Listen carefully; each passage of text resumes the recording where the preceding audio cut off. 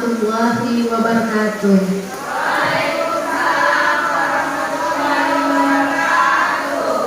Selamat siang Bapak Ibu guru hebat.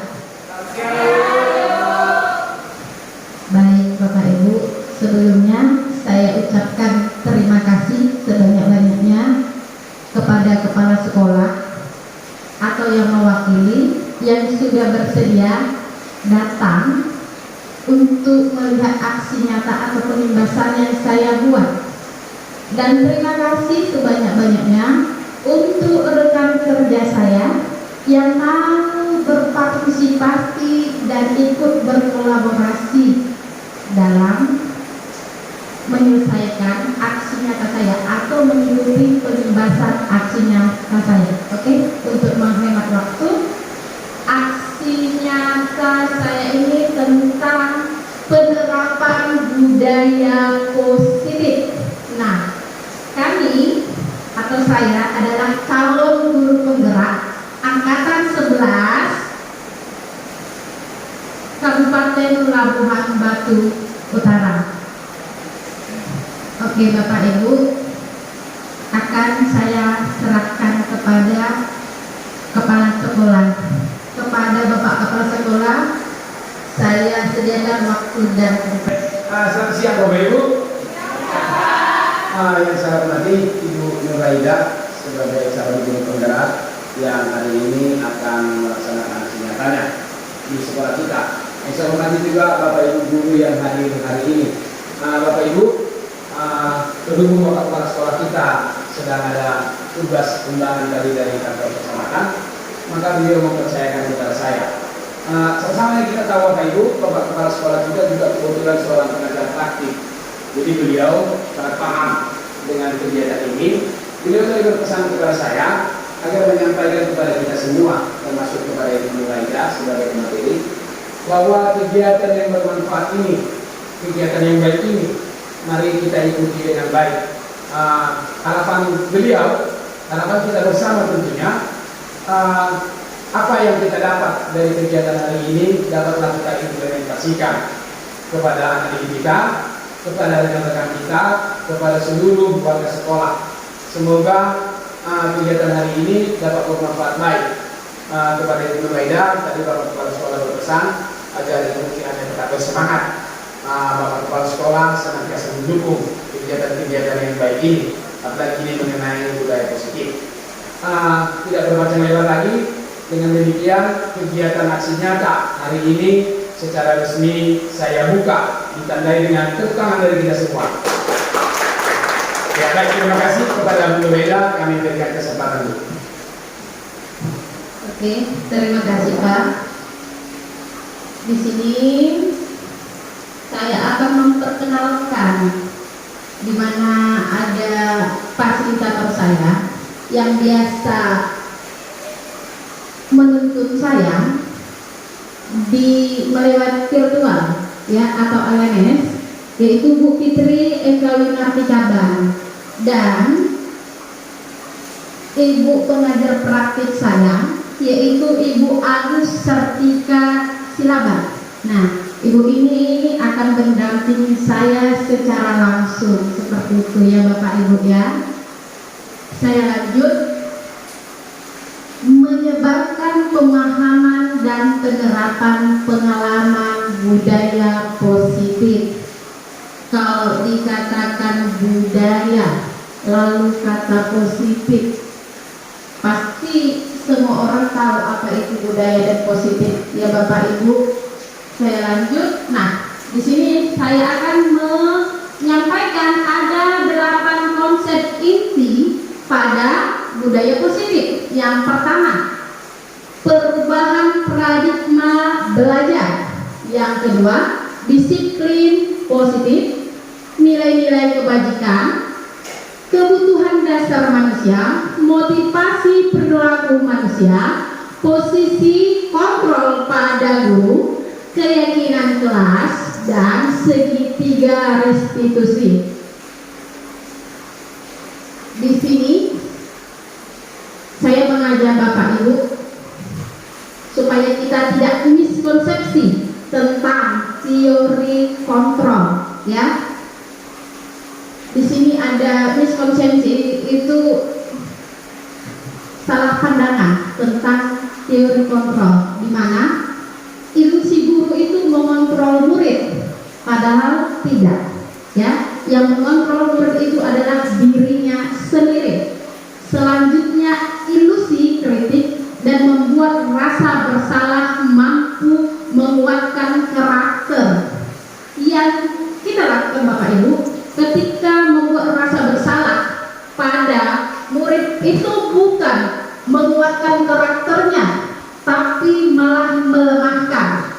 Selanjutnya miskonsepsi tentang ilusi bahwa orang dewasa berhak memaksa. Itu salah ya Bapak Ibu. Sebagai orang dewasa atau kita sebagai guru tidak bisa memaksa siswa kita, karena mereka itu unik, memiliki kebebasan. Makanya sekarang kita menggunakan kurikulum merdeka. Selanjutnya ilusi bahwa semua penguatan positif efektif dan bermanfaat. Ya Bapak Ibu, saya lanjut aja. Nah, pembelajaran dengan paradigma baru. Pembelajaran dengan paradigma baru. Kenapa kita harus menggunakan paradigma baru? Paradigma itu adalah pandangan baru tentang pembelajaran. Ya Bapak Ibu. Nah, di sini pembelajaran dengan paradigma baru merupakan pembelajaran yang dirancang berdasarkan prinsip pembelajaran berdiferensiasi. Jadi pembelajaran kita, paradigma barunya itu, pembelajaran itu harus berdiferensiasi ya Bapak Ibu. Nah, sehingga nanti peserta didik kita belajar sesuai kebutuhannya berdasarkan tahap perkembangan sesuai teori psikologi modern untuk mewujudkan profil pelajar Pancasila. Oke Bapak Ibu, saya lanjut. Nah, mengubah paradigma stimulus respon ke pendekatan teori kontrol. Stimulus respon tentang dunia, dan kita akan bandingkan tentang teori kontrol tentang dunia. Realitas kebutuhan kita itu sama, itu stimulusnya. Padahal teori kontrol tentang dunia, realitasnya kebutuhan kita itu berbeda-beda Bapak Ibu. Sama halnya dengan siswa. Siswa kita itu tidak sama kemampuannya, tidak sama minatnya ya Bapak Ibu. Namun kebutuhan mereka itu berbeda-beda. Makanya menggunakan tadi pembelajaran berdiferensiasi Bapak Ibu. Selanjutnya, semua orang melihat yang sama. Itu stimulus untuk respon tentang dia. Tapi teori kontrolnya, setiap orang memiliki gambaran yang berbeda. Nah Bapak, ada siswa kita yang memiliki pandangan bahwa 1 tambah 1 itu harus 2. Tapi ada yang siswa, dia memang pikirannya mau ribet. 1 tambah 1 itu bukan 2 Bu, tapi akar 4. Dia lebih memandangnya itu, matematika itu gak sempit, luas, banyak jalannya. Seperti itu ya Bapak Ibu. Selanjutnya, stimulus respon tentang kita mencoba mengubah orang agar pandangan sama dengan kita. Sedangkan teori kontrol tentang dunia, kita berusaha memahami pandangan orang lain tentang dunia. Nah Bapak Ibu, kita nggak bisa menyamakan pandangan kita dengan orang lain. Sama dengan siswa kita, ya, berbeda-beda pandangannya. Misalnya, ada siswa kita, Bu, aku mau belajarnya ada videonya Bu. Yang satu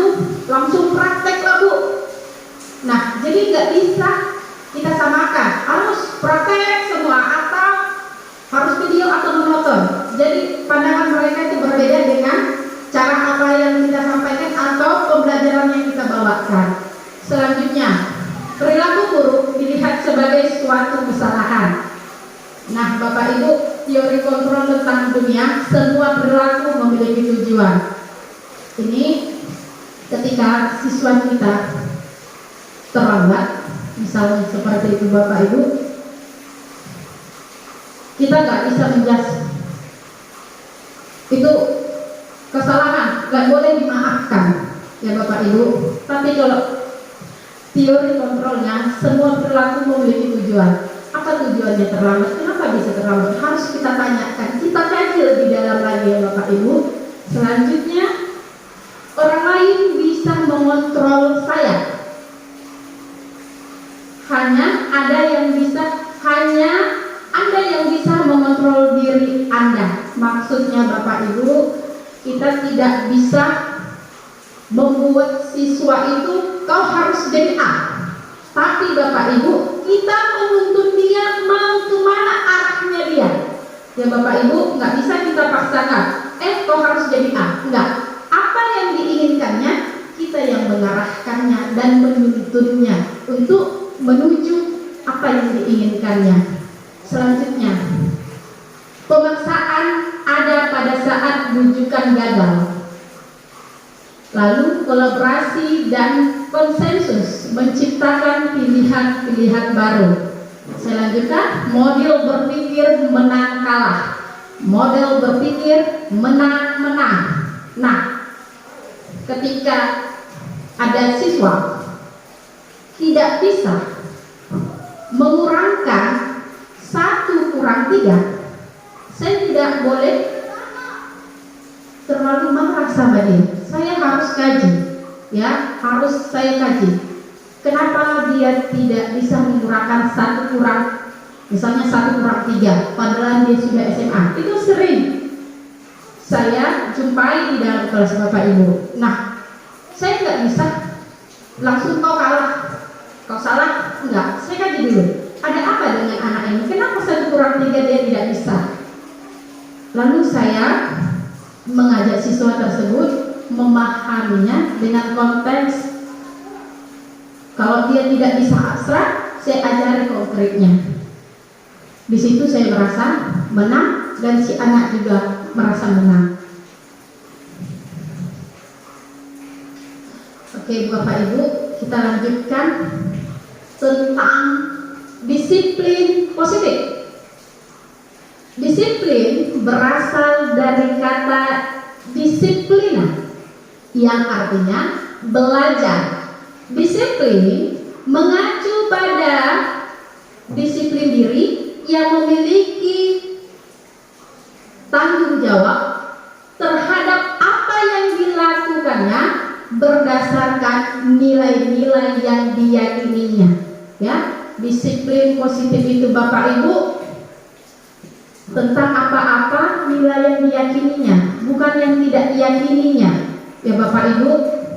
Nah, disiplin positif merupakan salah satu cara penerapan disiplin yang bertujuan untuk menumbuhkan kesadaran serta memperdayakan peserta didik tanpa imbalan, penghargaan, ancaman, atau hukuman.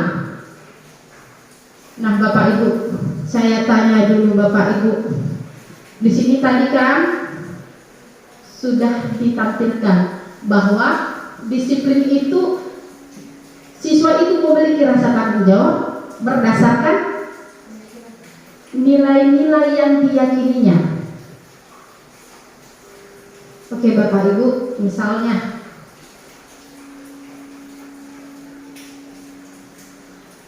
saya lanjut aja. Sebagai pendidik, tujuan kita adalah menciptakan peserta didik yang memiliki disiplin diri sehingga mereka berperilaku mengacu pada nilai-nilai kebajikan universal dan memiliki motivasi intrinsik dalam perubahan perilaku ke arah yang lebih baik.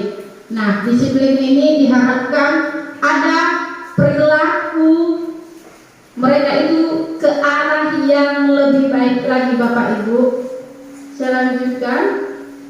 Nah, kita bahas tentang nilai-nilai kebajikan universal.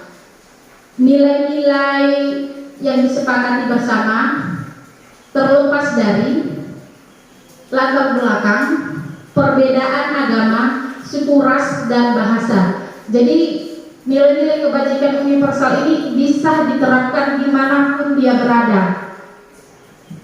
Nah, satu, atau beriman bertakwa terhadap Tuhan yang Maha Esa dan berakhlak mulia, berkebenekaan global, gotong royong, mandiri, kreatif, bernalar kritis. Yang mau saya tanya sama Bapak Ibu, yang saya ucapkan tadi, pernah nggak Bapak Ibu jumpai dalam kehidupan sehari-hari atau kita jumpai di sekolah?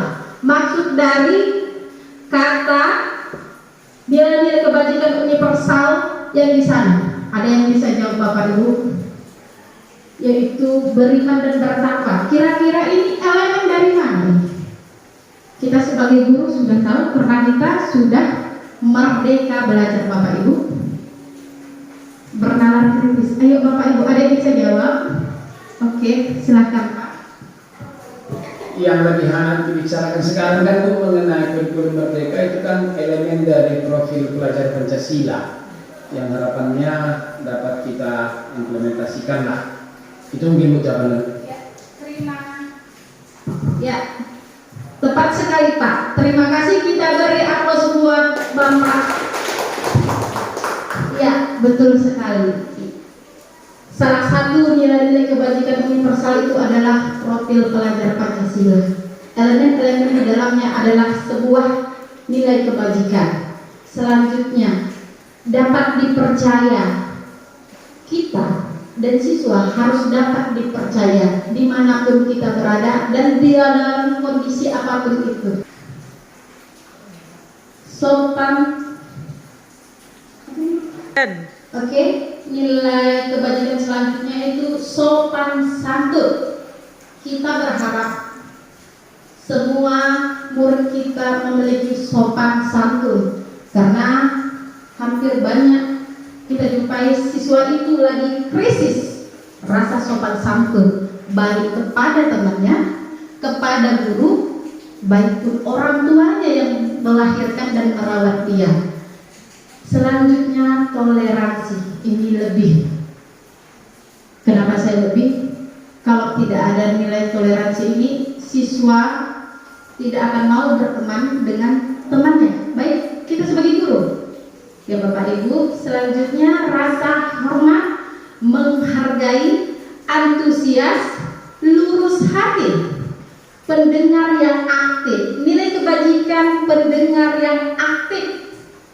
Ada kalanya guru harus mendengarkan apa keluh kesah dari muridnya. Begitu juga murid harus mau menjadi pendengar yang aktif bagi temannya. Apa masalahnya? Misalnya, kenapa dia tidak sekolah? Kita tanyakan, dengarkan. Apa alasan dia tidak sekolah? Jadi ini juga penting semuanya, tapi mendengar yang aktif ini juga lebih penting. Nah, bertanggung jawab, lalu tidak merendahkan orang lain, memberikan yang terbaik dari diri. Kita harapkan kita juga sebagai guru harus memberikan yang terbaik bagi diri kita dan juga untuk orang lain. Memberi, lanjut, kerjasama, empati, dan komitmen.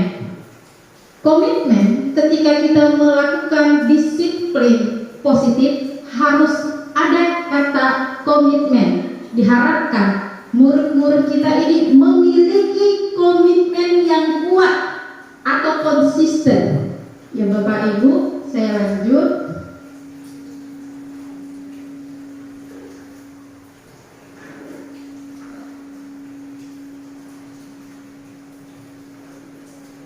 Nah, kita lanjut ke konsep berikutnya tentang kebutuhan dasar manusia. Kebutuhan dasar manusia adalah segala sesuatu yang kita lakukan untuk mendapatkan apa yang kita inginkan. Seluruh tindakan yang kita lakukan memiliki tujuan semua usaha terbaik yang kita lakukan adalah dalam rangka agar kebutuhan dasar kita terpenuhi dengan baik.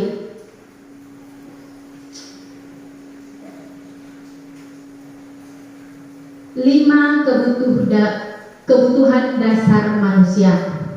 Pertama, bertahan hidup, misalnya itu makan, pakaian, tempat tinggal, keamanan, dan kesehatan. Kedua, kasih sayang dan rasa diterima. Rasa diterima, diperdulikan, berbagi, kerjasama, menjadi bagian dalam kelompok. Penguasaan, harga diri, keinginan untuk dianggap, memimpin, berprestasi, diakui, dan didengar. Kebutuhan yang keempat, kebebasan, mandiri, memiliki pilihan, mencoba hal yang baru, mampu mengendalikan arah dirinya. Kesenangan, bermain, humor, antusias, tertawa. Inilah 5 kebutuhan dasar manusia. Sama halnya dengan siswa, ya Bapak Ibu, mereka juga memiliki 5 kebutuhan dasar ini. Ini ada ilustrasi kasus, ya Bapak Ibu. Ketika saya misalkan mengajar matematika, ada siswa saya, setiap saya mengerjakan atau saya menyuruh dia mengerjakan tugas atau menjawab pertanyaan dari saya, enggan, tidak mau, malah cuek.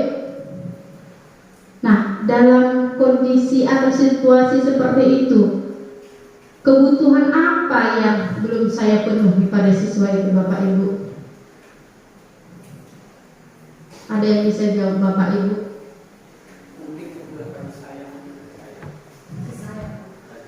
Oke, coba Bu Lydia. Menurut dari contoh kasus yang Ibu sebutkan tadi, ketika Ibu menyuruh anak tersebut mengerjakan tugas yang Ibu berikan, dia tidak mau. Jadi cuek. Jadi menurut saya sebagai guru juga mungkin, saya masih mungkin ya, tapi nggak tahu yang tepatnya yang mana. Itu anak kebutuhan dasarnya ada yang kurang, yaitu kasih sayang. Makasih Bu. Terima kasih Bu Lydia, sangat bagus jawabannya ya Bapak Ibu. Kita beri aplaus buat Bu Lydia. Oke Bapak Ibu, betul bahwa siswa tadi itu kurang kasih sayang dan rasa diterima mungkin di kelas itu, ya Bapak Ibu. Dan satu lagi, mungkin kesenangannya kurang. Ketika saya mengajar itu mungkin saya itu monoton, hanya jelaskan materi, kasih tugas. Tidak ada S-breeding atau media pembelajaran yang bervariasi sehingga dia kurang ada kesenangannya. Seperti itu ya Bapak Ibu. Sepakat kita ya Bapak Ibu?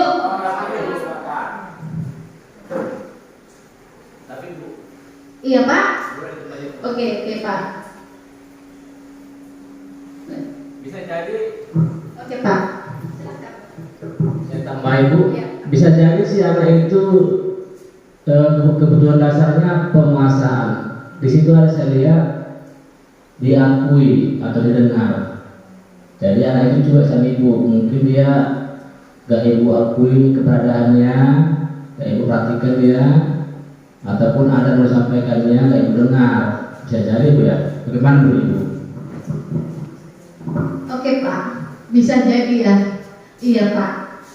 Mungkin saya kurang pendekatan waktu itu, ya, kurang pendekatan sama dia, sehingga penguasaannya kurang, tidak terpenuhi, makanya dia menjadi cuek. Terima kasih atas masukannya ya Pak Marjahan. Kita berikan aplaus buat Pak Marjahan. Oke, kita lanjut Bapak Ibu. Masih mau lanjut Bapak Ibu? Masih, Bu. Oke, masih semangat walaupun belum makan siang. Nah, materi selanjutnya itu tentang motivasi perilaku manusia. Ada 3 motivasi perilaku manusia. Pertama, untuk menghindari ketidaknyamanan atau hukuman. Yang kedua, untuk mendapatkan imbalan penghargaan dari orang lain. Dan yang ketiga, untuk menjadi orang yang mereka inginkan dan menghargai diri sendiri dengan nilai-nilai yang mereka percayai. Jadi ketiga motivasi perilaku manusia ini saya klasifikasikan. Yang pertama dan kedua merupakan motivasi ekstrinsiknya dari luar. Ya Bapak Ibu, ketika siswa menghindari hukuman, maka bukan dari dirinya, takut dihukum, nanti dijemur, seperti itu. Yang kedua, untuk mendapatkan imbalan. Oke, aku harus bisa jawab duluan, biar aku dapat nilai tambahan. Sebenarnya itu motivasinya masih di luar, bukan di dalam dirinya.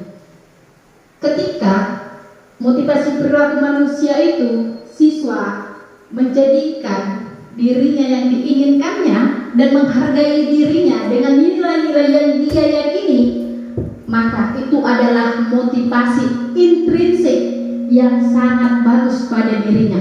Nah, disinilah Bapak Ibu bagaimana cara kita untuk membangkitkan rasa motivasi intrinsiknya.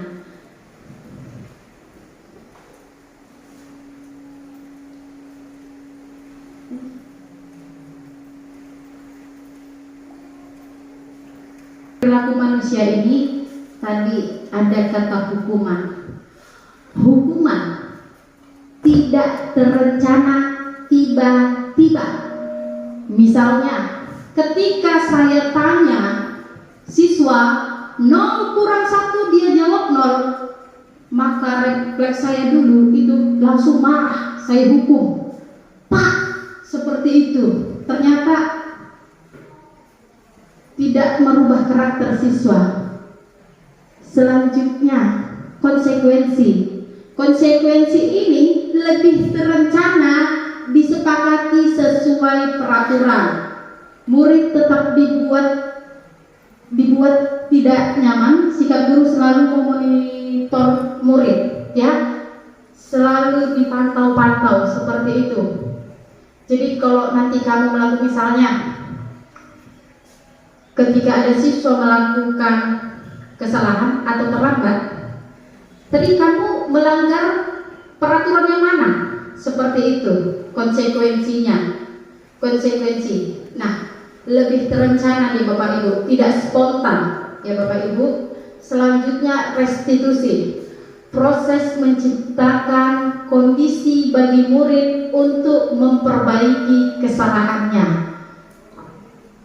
Proses kolaboratif yang mengajarkan murid untuk mencari solusi sendiri. Nah, jadi ketiga-tiga ini Bapak Ibu, mana yang menurut Bapak Ibu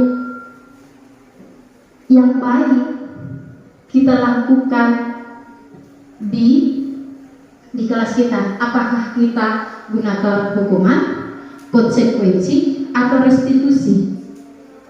Ya Bapak Ibu, yang mana kira-kira Bapak Ibu?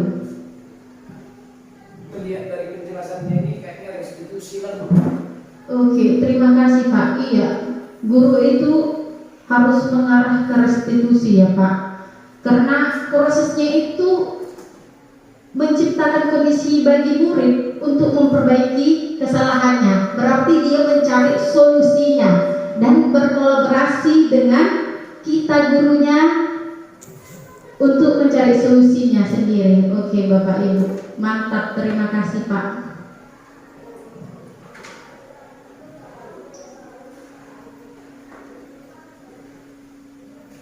Oke, kita lanjut Bapak Ibu. 5 posisi kontrol guru. Nah, kita sebagai guru ada posisi-posisi kontrol. Ya Bapak Ibu, sebelumnya saya sudah sampaikan miskonsepsi tentang teori kontrol. Di sini 5 posisi kontrol guru sebagai 1. Penghukum, 2. Guru sebagai pembuat rasa bersalah, 3. Guru sebagai teman, selanjutnya guru sebagai pemantau, dan guru sebagai manajer.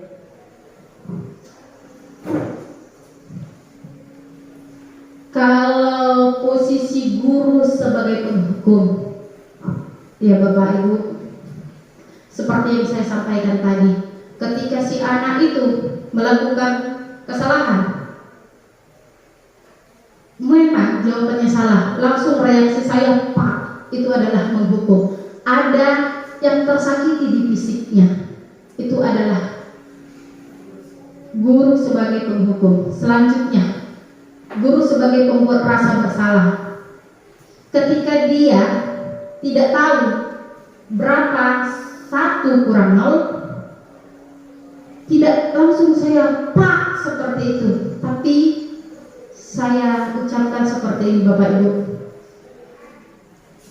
Kamu sudah membuat kecewa Bapak, atau kamu membuat kecewa Ibu, padahal itu kan pelajaran SD. Jadi dia merasa sangat bersalah. Ini juga tidak baik ya Bapak Ibu. Nanti psikologinya terganggu. Aku sudah buat ibu itu kecewa. Seperti itu ya Bapak Ibu. Selanjutnya posisi kontrol guru sebagai teman. Nah, ketika saya tanya berapa 1 kurang 0, di sini siswanya menjawab salah. Alah Bu, misalnya seperti itu ya. Kalau posisi kontrol saya sebagai teman, alah Bu, 1 kurang 0 aja pun Bu, kecilnya itu Bu, walaupun dijawab salah. Karena kenapa dia bersikap seperti itu? Karena dia merasa saya adalah temannya. Nah, ketika seperti itu, dia selalu bergantung sama kita. Tidak ada peningkatan Bapak Ibu. Posisi selanjutnya, kontrol guru sebagai pemantau. Bapak Ibu, sebelum kita memasuki tahun pelajaran baru untuk ajaran, kita pasti membuat kesepakatan kelas. Nah, kesepakatan kelas ini apa-apa yang harus kita sepakati. Apabila ada yang melanggar, apa konsekuensinya? Seperti itu Bapak Ibu. Nah, jadi ketika ada si A terlambat masuk data, apa konsekuensinya? Seperti itu. Kalau pemantau, kamu sudah melakukan 3 kali ya, tidak tepat waktu, maka kamu harus berdiri dulu di sana. Itu contohnya, tapi yang disepakati. Selanjutnya posisi guru sebagai manajer. Nah, kalau menurut saya sebagai manajer ini lebih bagus. Kenapa? Karena ketika anak melakukan kesalahan, guru menanya kenapa dia melakukan kesalahan. Lalu guru mengajak mencari solusi. Seperti itu ya Bapak Ibu, kalau posisinya guru sebagai manajer.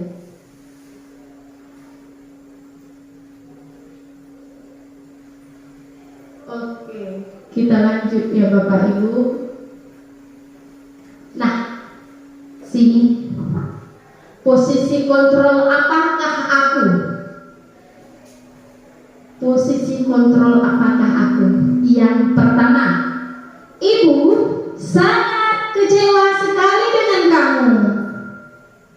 Ayo Bapak Ibu, ada yang bisa menjawab posisi manakah ini? Yang pertama, oke. Dari penjelasan materi Ibu sebelumnya, ini saya lihat contohnya Ibu sangat kecewa sekali dengan kamu. Ini merupakan posisi kontrol guru sebagai guru membuat rasa bersalah pada siswa. Nah, Oke, terima kasih Bu Lydia, sangat bagus sekali, kita beri aplausnya.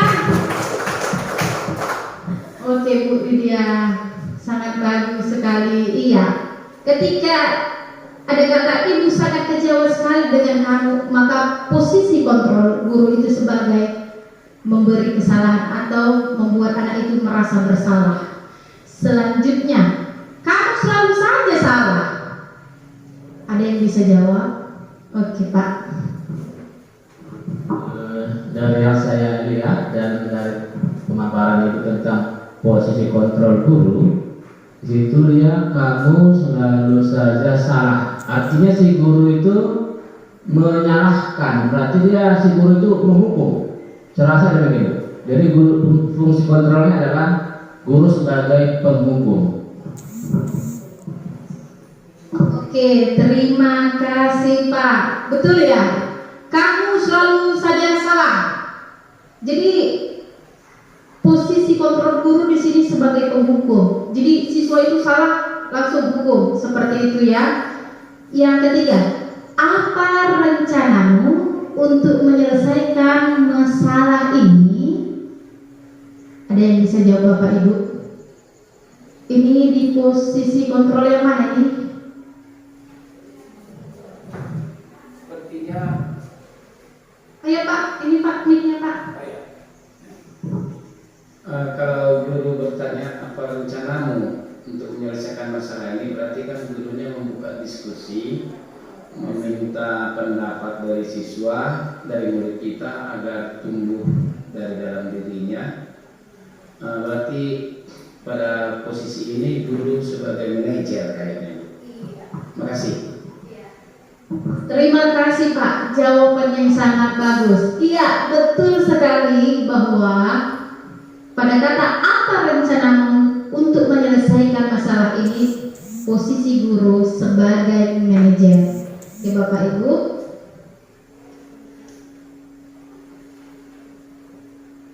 Nah, selanjutnya, ayo lakukanlah demi Bapak, ya. Ada yang bisa jawab? Ada yang bisa jawab? Ayo lakukanlah demi Ibu, ya. Ada.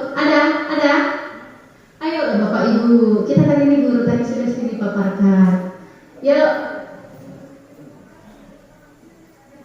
Oke Bapak Ibu, sama-sama kita ya, sama-sama kita. Ayolah lakukan demi Bapak Ibu ya. Ini posisi kontrol yang sebagai apa gurunya, Bapak Ibu? Iya, teman, betul ya Bapak Ibu. Selanjutnya, peraturannya apa? Di mana posisi kontrol guru ini sebagai apa ya? Kalau ini Bu, kayaknya Iya Pak. peraturannya apa? Kayaknya ini guru mengambil posisi sebagai pemantau supaya guru tetap memantau anak ini untuk juga termasuk memantau peraturan sehingga tahu peraturan apa yang dilanggar. Itu kayaknya sebagai pemantau. Iya, betul, sebagai pemantau. Peraturannya apa ya? Diingatkan kembali siswa ketika dia melanggar hukuman atau suatu peraturan, diingatkan kembali dia peraturan apa ya yang kamu langgar. Jadi konsekuensinya apa ya? Jadi posisi kontrol guru itu sebagai pemantau. Terakhir Bapak Ibu, berapa kali Bu harus memberitahu kami ya? Ini yang mana Bapak Ibu? Berapa kali Ibu harus memberitahu kami ya? Oke Pak. Karena berulang kali dia ibunya memberitahunya seolah-olah anak itu merasa bersalah tersebut. Jadi fungsi kontrolnya si guru sebagai pembuat rasa bersalah. Iya, terima kasih banyak Pak. Betul sekali. Ya Bapak Ibu, semua Bapak Ibu sudah berpartisipasi. Ayo kita beri tepuk tangan untuk kita. Oke Bapak Ibu, suatu kerja keras ya. Bapak Ibu, karena sudah saya sampaikan 6 konsep materi, maka kita buat dulu ekspresinya. Setuju Bapak Ibu? Oke Bapak Ibu, silakan berdiri Bapak Ibu.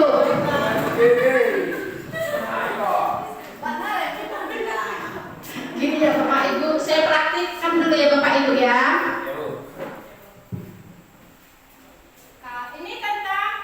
Ini tentang si Marina. Marina atau Mariam? Marina. Ini ya Bapak Ibu. Marina menari di atas menara.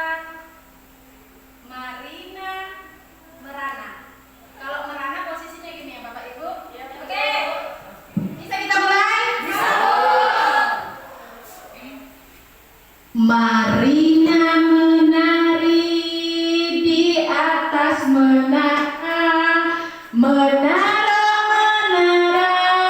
Marina merana.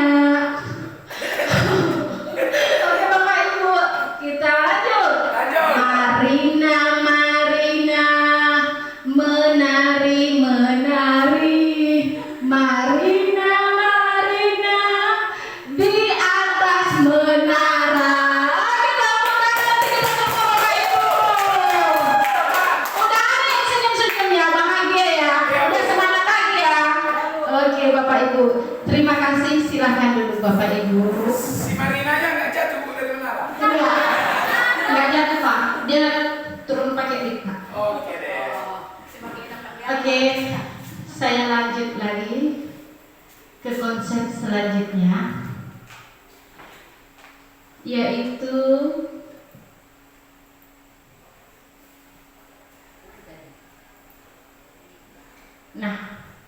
tentang keyakinan kelas. Mengapa keyakinan kelas? Mengapa bukan peraturan kelas? Ayo Bapak Ibu, ada yang bisa jawab? Mengapa keyakinan kelas? Bukan peraturan kelas. Bisa Bapak Ibu?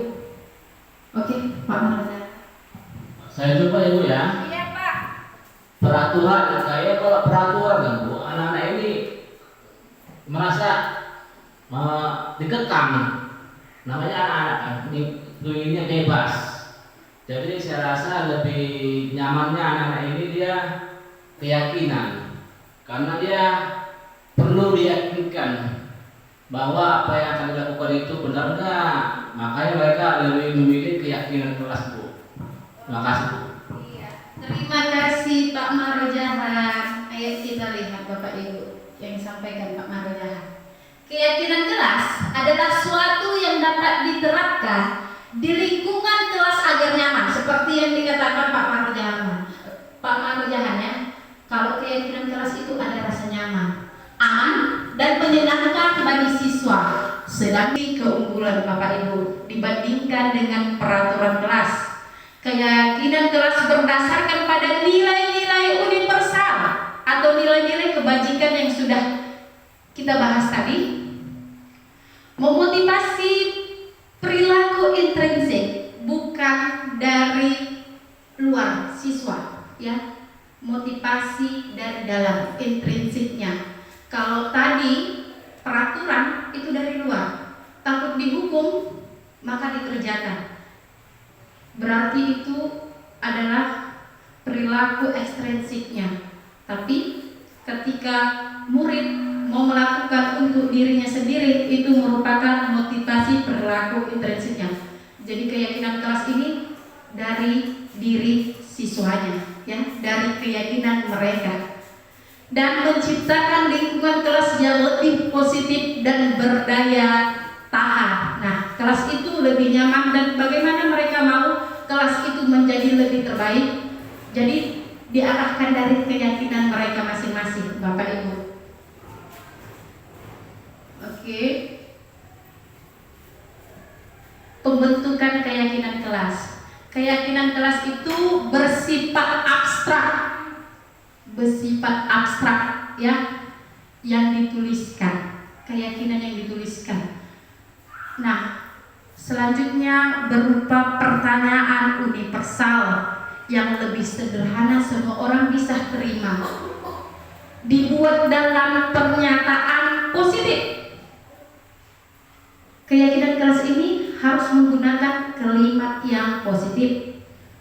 Contohnya, biasanya peraturan jangan buang sampah sembarangan.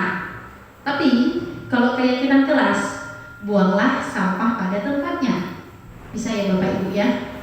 Nah, sedikit saja agar mudah diingat. Kalau peraturan kelas atau peraturan sekolah itu pasti banyak itu.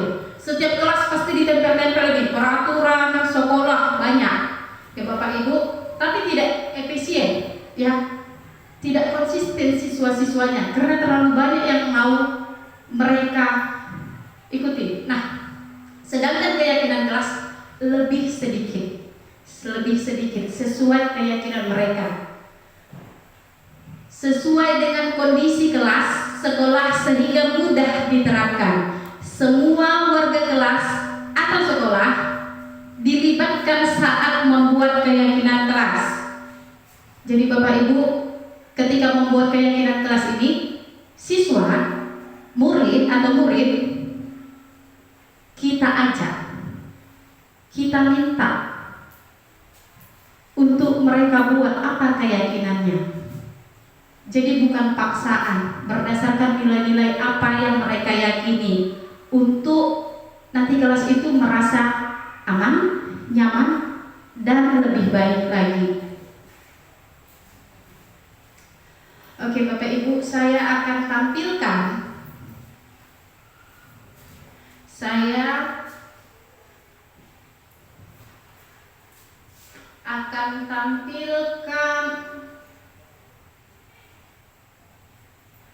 maaf ya Bapak Ibu, agak apa ini, saya akan tampilkan.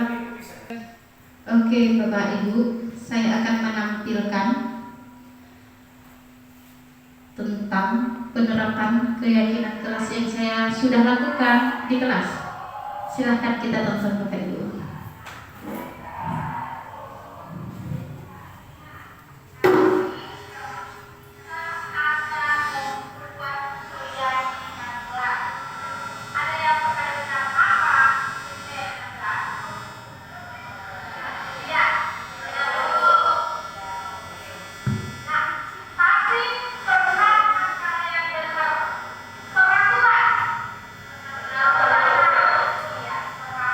Peraturan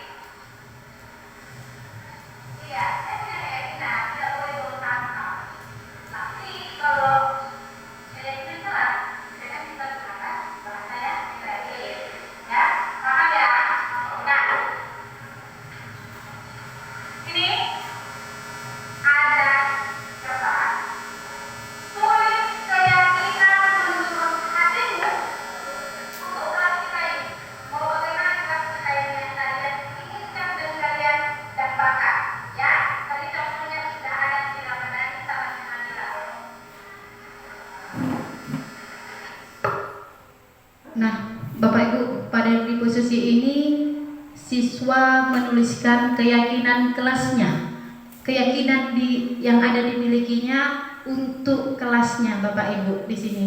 Jadi diberikan waktu untuk mereka menuliskan apa keyakinan yang menurut mereka baik untuk kelasnya, supaya kelasnya aman, nyaman, dan menyenangkan, seperti itu Bapak Ibu.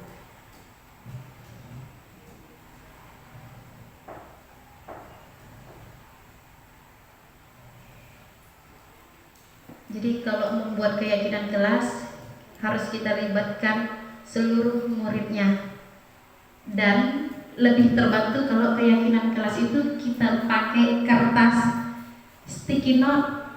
Kalau tidak ada, yang lain juga boleh Bapak Ibu. Nah, setelah mereka tulis, kita beri mereka kesempatan ke depan untuk menempelkan apa keyakinan yang mereka tuliskan di kertas yang sudah diberikan tadi Bapak Ibu. Diberi mereka kesempatan.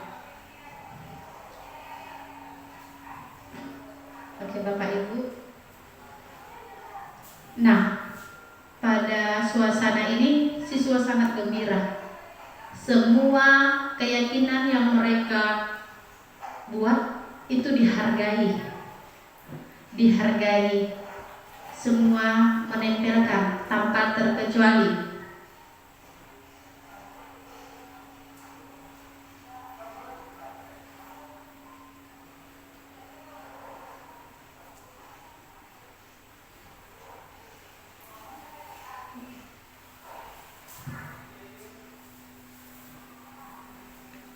Oke, saya next aja sedikit ya Bapak Ibu.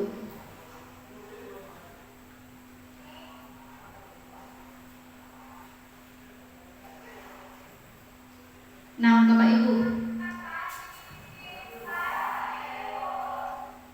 Bapak Ibu, setelah mereka menempelkan tadi yang udah Bapak tonton dan Ibu tonton tadi, ada yang kurang saya letakkan. Ketika mereka sudah tempelkan kertas-kertas tadi, maka saya kelompok-kelompokkan, karena tidak mungkin, tadi keyakinan kelas itu kan sedikit, tidak boleh banyak. Nah, ketika saya lihat apa yang mereka buat, tempelkan, saya lihat ada beberapa orang ingin kelasnya itu bersih. Maka keyakinan yang kami buat, buanglah sampah pada tempatnya, seperti itu Bapak Ibu. Lalu ada juga beberapa siswa, jangan membuli-buli teman, jangan pilih-pilih teman. Mereka buat seperti itu karena keadaan yang mereka rasakan. Jadi yang kami buat keyakinan kelasnya, setiap orang atau setiap murid berhak untuk dihargai. Dari latar belakang manapun dia, apapun suku dan agamanya, wajib dihargai. Selanjutnya mereka juga bilang, ada tulisannya, tidak boleh keluar-keluar kalau ada guru atau tidak ada guru. Nah, di situ setiap kami buat keyakinannya, setiap murid harus mandiri. Itulah contoh dari penerapan keyakinan kelas yang saya buat Bapak Ibu. Dan itu saya akhiri Bapak Ibu dengan membuat tanda tangan Bapak Ibu, bahwa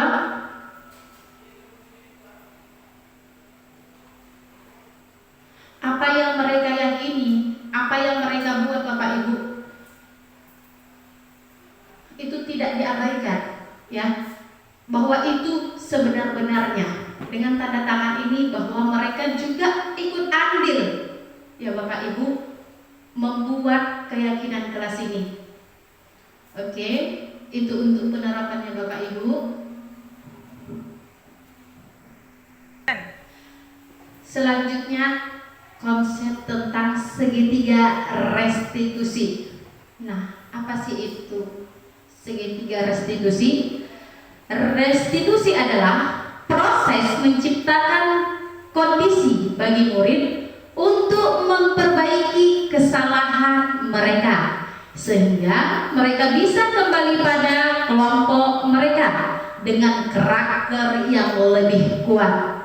Restitusi juga merupakan proses kolaboratif yang mengajarkan murid untuk mencari solusi untuk masalah mereka dan membantu murid berpikir tentang orang seperti apa yang mereka ingin menjadi atau tujuan mulia dan bagaimana mereka harus memperlakukan orang lain.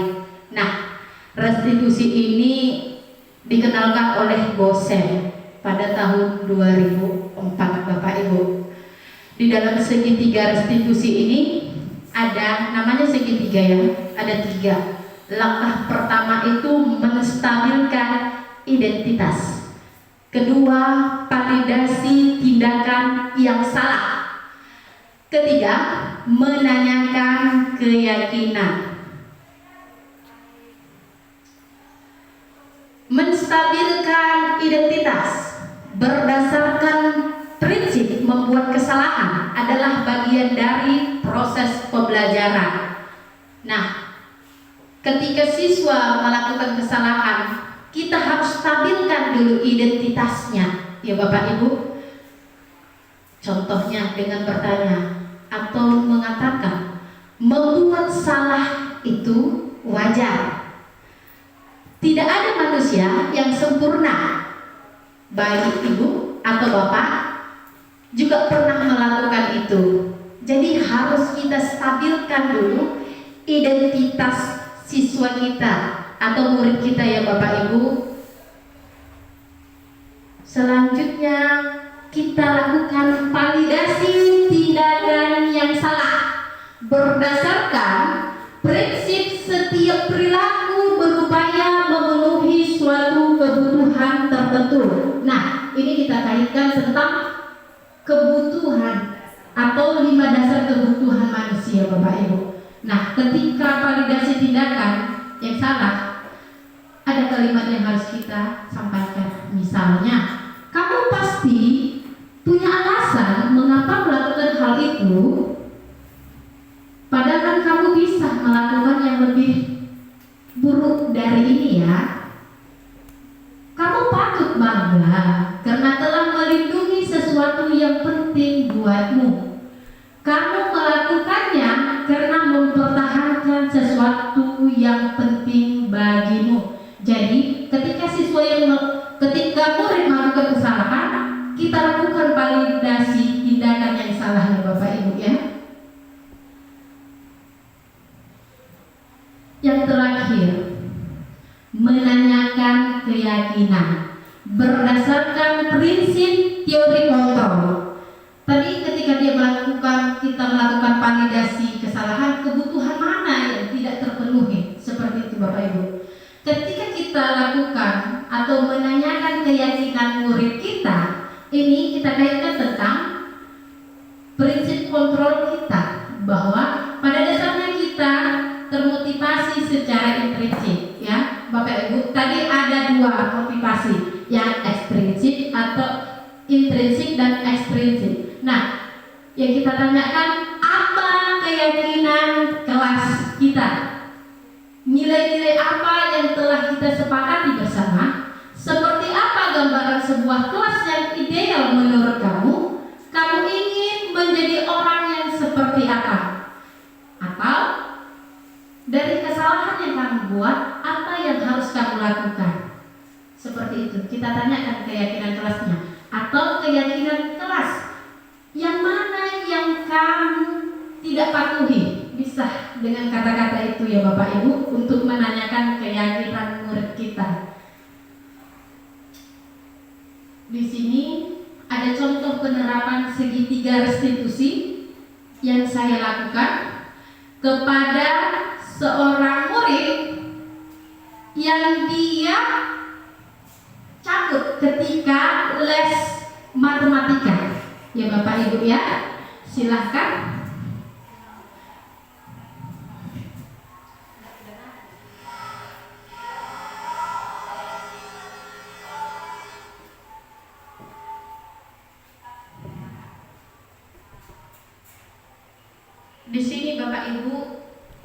saya menanyakan kenapa dia melakukan itu, atau di sini saya menstabilkan identitas murid tersebut bahwa semua orang pernah melakukan kesalahan, baik dia, saya ataupun orang lain. Seperti itu ya Bapak Ibu, hebat.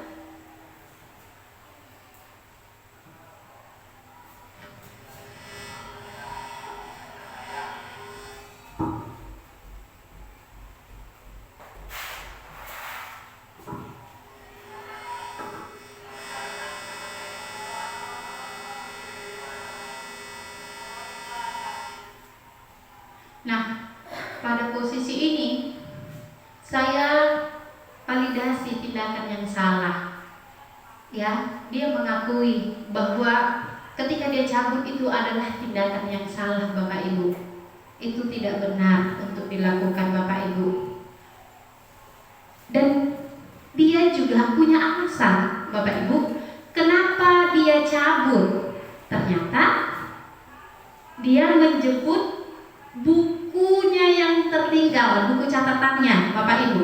Di sini posisinya murid kita ini ketinggalan buku catatannya. Jadi dia jemput ke rumah, tiba-tiba lah ini rusak keretanya, sehingga dia nggak bisa sampai lagi ke sekolah.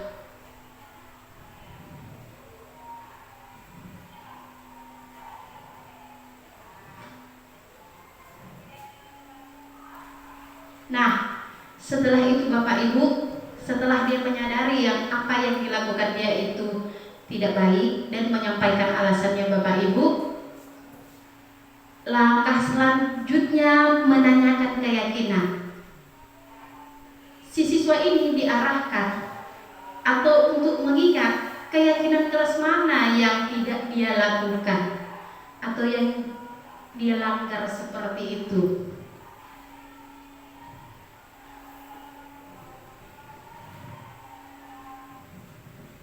Nah, seperti itulah cara penerapan segitiga restitusi Bapak Ibu. Kita tidak langsung main hukum pak seperti itu atau menjudge dia itu anak yang nakal Bapak Ibu. Kita lakukan penerapan segitiga restitusi ini agar anak bisa menemukan solusinya sendiri tentang masalahnya, atau setidaknya dia bisa berbuat baik untuk dirinya sendiri Bapak Ibu.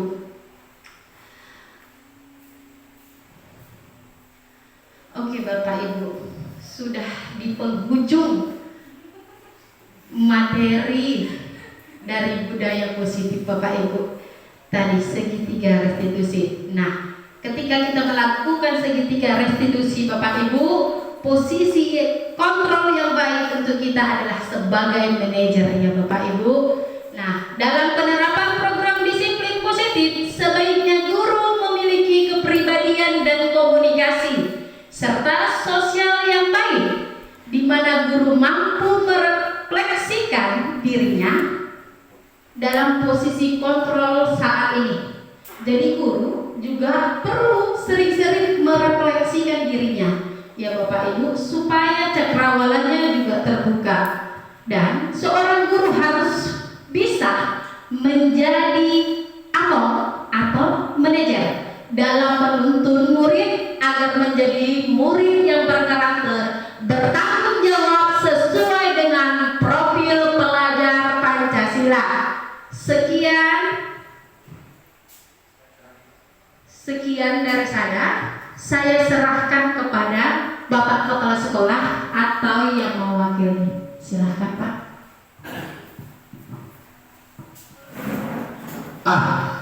Oke, baiklah Bapak Ibu yang saya hormati. Selamat siang. Iya, mantap, berarti Bapak Ibu masih semangat. Yang pertama, terima kasih Ibu Nuraida. Kita semangati Ibu Nuraida dengan nah, dari tadi kami dari sesuatu yang baru yang kita temukan, yang kita dapatkan. Mudah-mudahan sesuatu hal baru yang baik ini, yang positif ini, Bapak Ibu guru dapat kita implementasikan. Yang pertama ke diri kita, supaya apa? Supaya kita bisa mengimplementasikannya juga kepada murid-murid kita. Dengan demikian harapannya murid-murid kita lebih baik lagi, sekolah kita lebih baik lagi. Sekali lagi, Ibu Nuraida tetap semangat. Bapak Kepala Sekolah kita tadi berpesan semoga lancar selalu program yang sedang Ibu ikuti, dan jangan lupa setiap program-program hal-hal yang baik yang Ibu ikuti jangan lupa diimplementasikan, dibagikan kepada kita semua agar kita ke depan dapat lebih berkolaborasi lagi demi cita-cita kita yang menuntut murid-murid kita ini untuk ke arah yang lebih baik lagi. Baiklah Bapak Ibu, saya akhiri, kita tutup pertemuan kita hari ini. Semoga bermanfaat. Kita sama-sama menutup dengan tepuk tangan dari kita semua. Oke, baik, demikian berakhirlah pertemuan kita. Sampai ketemu lagi di program yang berikutnya.